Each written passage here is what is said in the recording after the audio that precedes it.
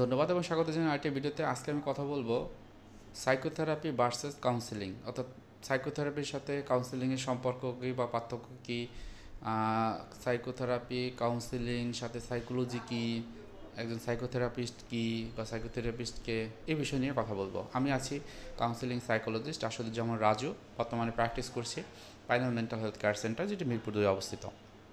তো প্রথমে যদি সাইকোথেরাপির কথা বলি, আমরা জানি যে মানসিক রোগের জন্য দুই ধরনের ট্রিটমেন্ট হয়। এক হচ্ছে যে মেডিসিন ট্রিটমেন্ট, সাথে সাইকোথেরাপি বা কাউন্সেলিং। তো সাইকোথেরাপি হচ্ছে যে কিছু থেরাপিউটিক টেকনিক এবং সাথে সাথে বিভিন্ন রকমের যে প্রফেশনাল যে স্কিল, সেই জিনিসগুলো যখন কারোর ভিতরে থাকে তখন সে কিন্তু সাইকোথেরাপিটা দিতে পারে। তো সাইকোথেরাপির ক্ষেত্রে বিভিন্ন থেরাপিউটিক টেকনিক রয়েছে। আমি যদি কয়েকটি কথা বলি, যেমন সিবিটি, কগনিটিভ বিহেভিয়ার থেরাপি। আপনি যদি সাইকোথেরাপি নিতে চান তখন দেখবেন এই সিবিটি বা কগনিটিভ বিহেভিয়ার থেরাপি দেওয়া হবে, বা সিবিটি বেসড বিভিন্ন রকমের থেরাপিটিক টেকনিক রয়েছে যারা প্রফেশনাল তারা দিয়ে থাকেন, সেগুলো আপনি পাবেন। তো এই যে সাইকোথেরাপির ক্ষেত্রে দেখা যায় যে যারা ক্লিনিক্যাল সাইকোলজিস্ট রয়েছেন তারা কিন্তু সাইকোথেরাপিটা বেশি উল্লেখ করেন। এবং সাইকোথেরাপির ক্ষেত্রে যেটি হয় যে আপনার প্রবলেমটি যদি মডারেট টু সিভিয়ার থাকে, আপনি যেমন সিভিয়ার থাকলে অবশ্যই সাইকিয়াট্রিক মেডিসিন নেবেন, যারা সাইকিয়াট্রিস্ট রয়েছেন তারা মেডিসিন দিয়ে থাকেন। এবং সাথে সাথে আপনার প্রবলেমটা যেহেতু একটু সিভিয়ার, তখন আপনার যে সাইকোথেরাপিটা দরকার হবে। সেক্ষেত্রে কিন্তু একজন ক্লিনিক্যাল সাইকোলজিস্ট বা কাউন্সেলিং সাইকোলজিস্ট কিন্তু আপনাদের সাইকোথেরাপিটা দিতে পারে। এখন এই যে থেরাপিটা যখন দিবে, সাইকোথেরাপির ক্ষেত্রে যেটা হয় যে এখানে যেহেতু থেরাপির কিছু টেকনিক থাকে, খুব অল্প সময়ের ভিতরে কিন্তু আপনার ইনসাইটের যে জায়গাটা গ্রো করবে এবং যেই সমস্যাটি নিয়ে আসবেন, মানসিক সমস্যাটি, সেটি কিন্তু অল্প সময়ের ভিতরে ভালো একটা ইফেক্টিভ রেজাল্ট পাবেন। তো যেমন আমি যদি বলি, আপনার ভিতরে ক্লিনিক্যাল ডিপ্রেশন, প্রচুর ডিপ্রেশন কাজ করে, অ্যাংজাইটি, প্রচুর অ্যাংজাইটি, তারপর হলো হয়তো বা আপনার ভিতরে থাকতে পারে কি যে OCD, obsessive compulsive disorder, bipolar mood disorder, schizophrenia, এই যে সিভিয়ার কেসগুলো বা পিটিএসডি, এই ক্ষেত্রে কিন্তু ক্লিনিক্যাল সাইকোলজিস্ট যে সিবিটি বেসড যে থেরাপিটিক টেকনিকগুলো ব্যবহার করে খুব অল্প সময়ে কিন্তু এটা ভালো কাজ করতে পারে। পক্ষান্তরে কাউন্সিলিংয়ের কথা যদি বলি, কাউন্সিলিংয়ের কাজও ঠিক একই জিনিসটা। এই যে সাইকোথেরাপি যেগুলো করা হয় কাউন্সিলিংও করা হয়, তবে কাউন্সিলিংয়ের ক্ষেত্রে কিছু পার্থক্য রয়েছে। যেমন তারা সিবিটির যে টেকনিকগুলো, অ্যারন বেকের যে টেকনিক রয়েছে সেটি ব্যবহার অনেক ক্ষেত্রে করে, কিন্তু একটু ভিন্নভাবে। তারা যেটা করে কাউন্সেলিংয়ের ক্ষেত্রে রজারিয়ান থিওরি ব্যবহার করেন। সেখানে কি, আপনি যখন কাউন্সেলিং নেবেন, প্রথম দুটো তিনটা বা তিনটার অধিকও হতে পারে যে কাউন্সেলিং সেশনগুলো, সেটা কিন্তু শুধুমাত্র কাউন্সেলিং, অর্থাৎ আপনার কথাগুলো শোনা। একজন কাউন্সেলিং সাইকোলজিস্ট বিভিন্ন মাইক্রো স্কিল সম্পর্কে প্রপার ধারণা রাখে। এবং আমি দেখেছি যে শুধুমাত্র কাউন্সেলিংয়ের জন্য যে মাইক্রো স্কিলগুলো, সেগুলোর জন্য দেখা গেছে প্রায় 6 থেকে 8 মাস শুধুমাত্র ক্লাস করতে হয়। অর্থাৎ এই যে মাইক্রো স্কিলগুলো যেগুলো খুবই ইম্পর্টেন্ট, অনেক ক্ষেত্রে দেখা যায় যে 80 থেকে 85% যে আপনার সিমটম বা সমস্যাগুলো নিয়ে আসবেন, এই কাউন্সেলিংয়ে শুধুমাত্র অ্যাক্টিভ লিসনিং বা র্যাপো তৈরি করার মাধ্যমেই সম্ভব হয়ে থাকে। তবে সেক্ষেত্রে সাইকোথেরাপির সাথে কিছু পার্থক্য রয়েছে। সেগুলো কি, মনে করেন আপনার অ্যাডজাস্টমেন্টাল কিছু ইস্যু রয়েছে, সেক্ষেত্রে কাউন্সেলিংটা খুব ভালো কাজ করবে। বা বিভিন্ন রকমের কনফ্লিক্ট কাজ করে, বিভিন্ন রকমের স্যাডনেস কাজ করে, বিভিন্ন রকমের বোরিং লাগে, বিভিন্ন রকমের অ্যাঙ্গার আপনার ভিতরে ফিল হয়। তো এইগুলোর ক্ষেত্রে কিন্তু কাউন্সেলিংটা খুব ভালো কাজ করবে, কারণ এখানে আপনার কথাগুলো শোনা হয় এবং যিনি শুনবেন, একজন কাউন্সেলিং সাইকোলজিস্ট, তিনি কিন্তু এই বিষয়ে দক্ষ, তার ভিতরে মাইক্রো স্কিল সম্পর্কে প্রপার ধারণা রয়েছে। তারপর মনে করেন হচ্ছে যে এই ক্ষেত্রে যেটি হয় যে আপনি যদি কাউন্সেলিংটা কন্টিনিউ করেন, সেক্ষেত্রে আপনার যে কারণগুলো, যে বর্তমানে মানসিক সমস্যার কারণগুলো খুব সহজে আইডেন্টিফাই করতে পারবেন আপনার জায়গা থেকে, একজন কাউন্সিলর আপনাকে ফ্যাসিলিটেট করবে। এবং ওই ক্ষেত্রে আপনার যে ইস্যুগুলো, সেগুলো আপনি যখন বুঝতে পারবেন, একটা প্রপার ট্রিটমেন্ট খুব অল্প সময়ের ভিতরেই কিন্তু পাওয়া সম্ভব। এবং পক্ষান্তরে যেটি সাইকোথেরাপিতে একটু সময়েরও দরকার হয়, কিন্তু কাউন্সেলিংয়ের ক্ষেত্রে এই সময়টা আর একটু বেশি দরকার হবে। হ্যাঁ, সেটি কি, মনে করেন যে সাইকোথেরাপি যে টেকনিকগুলো ব্যবহার করা হয়, ইমিডিয়েট আপনি একটা রেজাল্ট পাবেন, এবং এর থেকে বেশি ইমিডিয়েট রেজাল্ট পাবেন যদি একজন সাইকিয়াট্রিস্টের কাছে যান। সেক্ষেত্রে তিনি মেডিসিন ট্রিটমেন্টের মাধ্যমে খুব অল্প সময়ের ভিতরেই আপনার যে সিমটমগুলো বা সমস্যাগুলো এগুলো কিন্তু মোটামুটি একটা কন্ট্রোলে নিয়ে আসতে পারবেন। এবং কাউন্সেলিংয়ের ক্ষেত্রে এটি হয় যে একটু সময় লাগে, হ্যাঁ, হয়তো বা আপনার 2টো 3টা বা 5টা সেশন শুধুমাত্র কাউন্সেলিং আপনার আপনার পূর্বের যে ঘটনাগুলো হয়েছিল যার জন্য বর্তমানে আসতে হলো সেগুলো কিন্তু এখানে এক্সপ্লোর করা হয়। এর পরবর্তীতে কাউন্সেলিং সাইকোলজিস্ট যেগুলো করেন সেগুলো হচ্ছে যে কাউন্সেলিংয়ের মাধ্যমে বর্তমানে যে প্রবলেমগুলো হচ্ছে হয়তো বা তারা বিভিন্ন রকমের আরইবিটি, রেশনাল ইমোটিভ বিহেভিয়ার থেরাপি, যিনি এলিস রয়েছেন, হ্যাঁ, তার যে থেরাপিউটিক প্রসেসটা সেটি ব্যবহার করতে পারেন, অথবা টিএ বা ট্রানজ্যাকশন অ্যানালাইসিস থেরাপি খুবই ইম্পর্টেন্টলি ব্যবহার করা হয়, খুবই কার্যকরী, যেটা এরিক বার্ন দিয়ে থাকেন। এছাড়া রজারিয়ান থিওরি বলা হয়, যেটা হলো পার্সন সেন্টার বা ক্লায়েন্ট সেন্টার থেরাপি, সেগুলো তারা ব্যবহার করেন।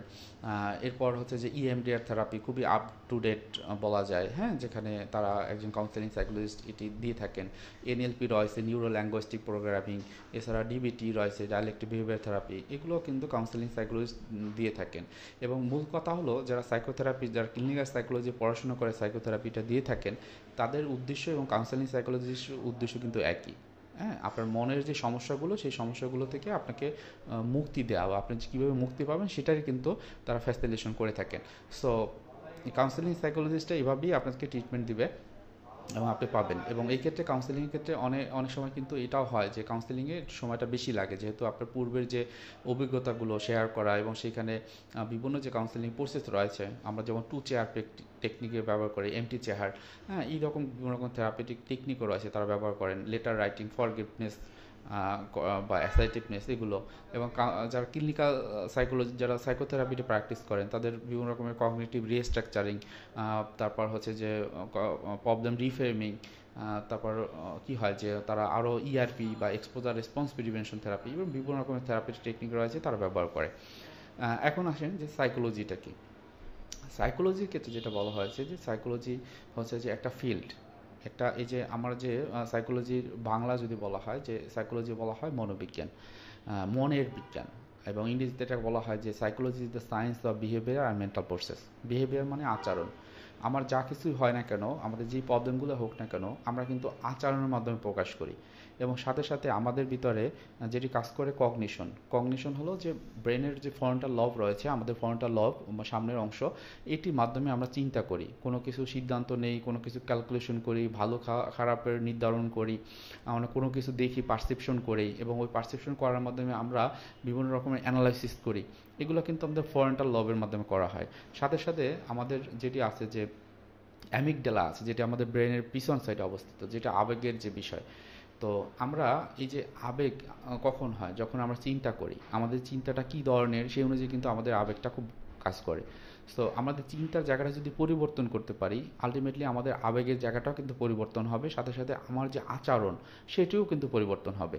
তো সাইকোলজিকে বলা হয় যে মেন্টাল প্রসেস, অর্থাৎ এইখানে আমার এই যে অ্যাক্টিভিটিগুলো বা যেই আমাদের অনুভূতি, চিন্তা এবং আচরণ, সেগুলো নিয়ে কিন্তু তার সায়েন্টিফিক ওয়েতে সে কিন্তু রিসার্চ করে, অ্যানালাইসিস করে, হ্যাঁ, এবং এই নিয়ে হচ্ছে মানুষের ভালোর জন্য কিন্তু এটা অ্যাপ্লাই করা হয়ে থাকে। তো এটা হলো সাইকোলজি। এখন আসলে সাইকোথেরাপিস্টের কথা যদি বলি যে সাইকোথেরাপিস্ট তাহলে কি। সাইকোথেরাপিস্ট হচ্ছে যে এই যে যারা সাইকোথেরাপি দেয়, সাইকোথেরাপি কারা দেয়, এই যে হচ্ছে যে আমার এর আগেই বলেছি যে সাইকোথেরাপির সাথে কাউন্সিলিংয়ের একটা পার্থক্য বা যে তুলনা সেটি করা হয়েছে। তো যারা সাইকোথেরাপিস্ট তারা হচ্ছে যে কাউন্সেলিং করায় বা বিভিন্ন সিবিটি বেসড যে ট্রিটমেন্ট রয়েছে সেগুলো কিন্তু তারা করিয়ে থাকে।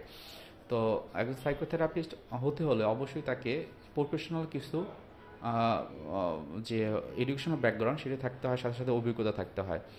তার সাইকোথেরাপিস্ট হতে হলে অবশ্যই আপনি 2 মাস বা 6 মাসে একটা ট্রিটমেন্ট নিলেন এবং নিজেকে সাইকোথেরাপিস্ট হিসেবে কল্পনা করলেন বা সেই অনুযায়ী ট্রিটমেন্ট দিলেন, এটা কিন্তু পেশেন্টের জন্য খুবই মারাত্মক একটা অবস্থা তৈরি হতে পারে।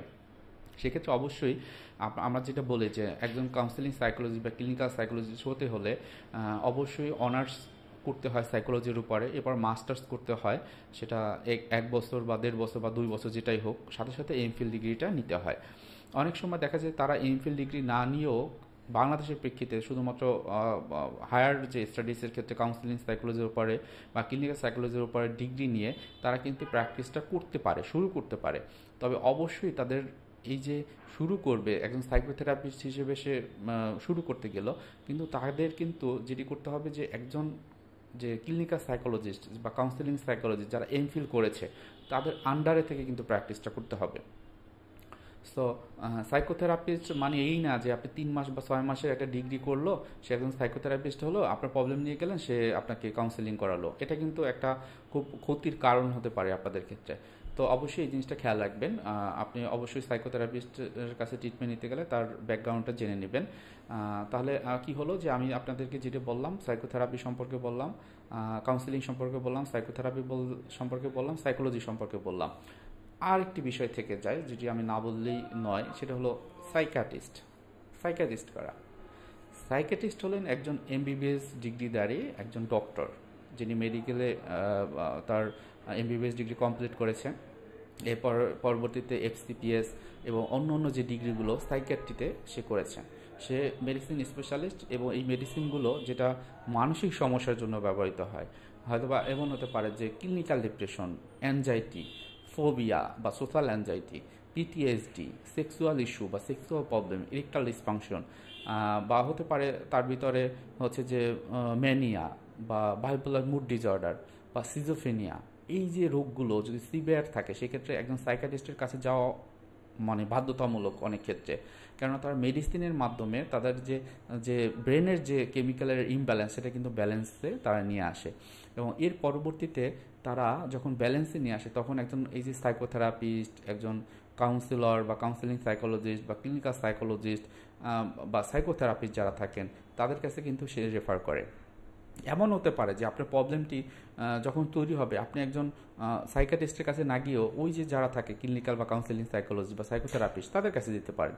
তারা আপনি ইনিশিয়াল ডায়াগনোসিস করে আপনার কিছু কাউন্সিলিং করিয়ে বর্তমান অবস্থা বুঝিয়ে হয়তোবা একজন সাইকিয়াট্রিস্টের কাছে আপনার রেফার করতে পারে। তো মোটামুটি এটাই যে যা কিছুই বলেন না কেন সবগুলো হিউম্যান বিহেভিয়ার নিয়ে কাজ করে, এবং হিউম্যান বিহেভিয়ার কথা বললেই আমাদের ব্রেনের কথাটা সবসময় আগেই চলে আসে, কারণ আমাদের সকল রকমের অ্যাক্টিভিটির পিছনে আমাদের ব্রেন পরিচালিত করে। সাথে সাথে আমাদের ব্রেনের ভিতরে যে নিউরো ট্রান্সমিটারগুলো থাকে সেগুলো এফেক্ট করে। যদি ঠিক মতো চলতে থাকে সেক্ষেত্রে আমাদের সাইকোলজিক্যাল প্রবলেমগুলো হয় না, এবং যদি হয় তখন প্রপার ওয়েতে যে সাইকোলজিক্যাল যে ট্রিটমেন্ট রয়েছে, যারা প্রফেশনাল রয়েছে তাদের কাছ থেকে অবশ্যই আমাদের ট্রিটমেন্ট নেওয়া দরকার হয়। এবং এই যে যাদেরকে বলা হয়েছে তাদের কাছ থেকে ট্রিটমেন্ট নেওয়া কোনো ভয় বা লজ্জার বিষয় নয়। আমাদের কাছে যারা আসে তারা এমন না যে রাস্তায় হাঁটাহাঁটি করে বা তাদের একদম ইনসাইট নেই, তারা মানুষ চেনে না তখন আমাদের কাছে আসে, ব্যাপারটা কিন্তু এরকমই না। আমাদের কাছে যে এখানে যারা আসে তারা আসলে দেখবেন তারা আপনার মতোই মানুষ, তাদের সমস্যাগুলো শেয়ার করতে এসেছে, তাদের সমস্যার চিকিৎসা নেওয়ার জন্য আমাদের কাছে এসেছে। সুতরাং আজকেও আমি দেখেছি যে অনেকে কয়েকজন বলেছে যে তাদের পরিবার থেকে আসতে বলেছে বলে সে আসছে, কিন্তু সে নিজ থেকে আসতে চায়নি। তো এটা হচ্ছে যে অনেকটা হয় কি যে এই সমস্যাগুলো 2000 মনে করেন 20 সাল থেকে আজ 24 সাল তারা কিন্তু আসতে চায়নি দেখে সমস্যাটা আরও তীব্র হয়েছে। প্রথম পর্যায়ে যদি একজন কাউন্সিলিং সাইকোলজিস্টের কাছে আসতেও তখন কিন্তু একজন সাইকিয়াট্রিস্টের কাছে রেফার করতে হতো না। কিন্তু যেহেতু এই প্রবলেমগুলো আরও বেশি সিভিয়ার হয়ে গেছে প্রথমেই একজন সাইকিয়াট্রিস্টের কাছে যেতে হয়েছে, সেখানে সে মেডিসিনের মাধ্যমে যখন একটা লেভেলে নিয়ে আসবে তখন কাউন্সিলিংটা কন্টিনিউ থাকবে। সাথে সাথে এই অবস্থায় যেহেতু অনেক দিন ধরে রয়েছে তার কাউন্সিলিংটাও কন্টিনিউ থাকবে। সো ভয়, লজ্জা বা বিরক্ত, রাগ থাকার কোনো দরকার নেই। আপনার মানসিক সমস্যার জন্য চিকিৎসা রয়েছে। এই যে প্রফেশনাল যারা রয়েছে তারা প্রফেশনাল হয়েছে এই জন্যই যে আপনার যে লজ্জা বা ভয় বা রাগের যে বিষয়গুলো আপনি হয়তো পৃথিবীর কাউকে বলতে পারেন না বা বলা সম্ভব না, কিন্তু এই যে প্রফেশনাল যারা রয়েছে তারা নিজেদেরকে দক্ষ বানিয়েছে এই কারণেই যে আপনার তার কথাগুলো যেন বলতে পারেন। তারা নিজেদেরকে দক্ষ বানিয়েছে এই কারণে তারা যেন তাদের এক্সপিরিয়েন্সগুলো শেয়ার করতে পারে, সাথে সাথে ক্লায়েন্টের যে এক্সপিরিয়েন্সটা সেটাও কিন্তু তারা যেন শেয়ার করতে পারে, এবং এর মাধ্যমেই কিন্তু তার মানসিক যে সমস্যাটি সেটি থেকে কিন্তু সে একদম মুক্তি পেতে পারে বা পাওয়া সম্ভব হতে পারে। সো এটাই বলবো, আপনার মানসিক সমস্যা যেটাই হোক, যেই ধরনেরই হোক, যেই রকমই হোক, যেভাবেই আপনার সাইকোলজিক্যালি অথবা সোশ্যালি অথবা ফিজিক্যালি যেভাবেই আপনাকে হ্যাম্পার করুক না কেন, একজন প্রফেশনাল সাইকোলজিস্টের কাছে যাবেন বা সাইকোথেরাপিস্টের কাছে যাবেন বা সাইকাটিস্টের কাছে যাবেন, আপনি খুব অল্প সময়ের ভিতরে দেখবেন আপনার প্রবলেম সলভ করে ফেলতে পারবেন, সুস্থ স্বাভাবিক একটা জীবন খুব সুন্দরভাবে ভোগ করতে পারবেন। সবাই ভালো থাকবেন, সুস্থ থাকবেন। আমার চ্যানেলটি যদি ভালো লাগে এবং আমার এই ভিডিওগুলো যদি ভালো লাগে, আপনি যদি নতুন হয়ে থাকেন আপনার কাছে রিকোয়েস্ট করব সাবস্ক্রাইব করে রাখবেন। সাথে সাথে কোনো ভিডিওতে যদি গুরুত্বপূর্ণ কিছু তথ্য থাকে অবশ্যই আপনার পরিচিত লোকজন যে আছেন বা ফ্রেন্ড রয়েছেন তাকে শেয়ার করবেন, এবং কোনো যদি প্রশ্ন থাকে অবশ্যই এই কমেন্ট বক্সে প্রশ্ন করবেন, আমাকে জানাবেন। আপনাদের প্রশ্নের বেসিসে আমি অবশ্যই আপনাদের জন্য ভিডিও বানাবো। সবাই ভালো থাকেন, সুস্থ থাকেন। আসসালামু আলাইকুম।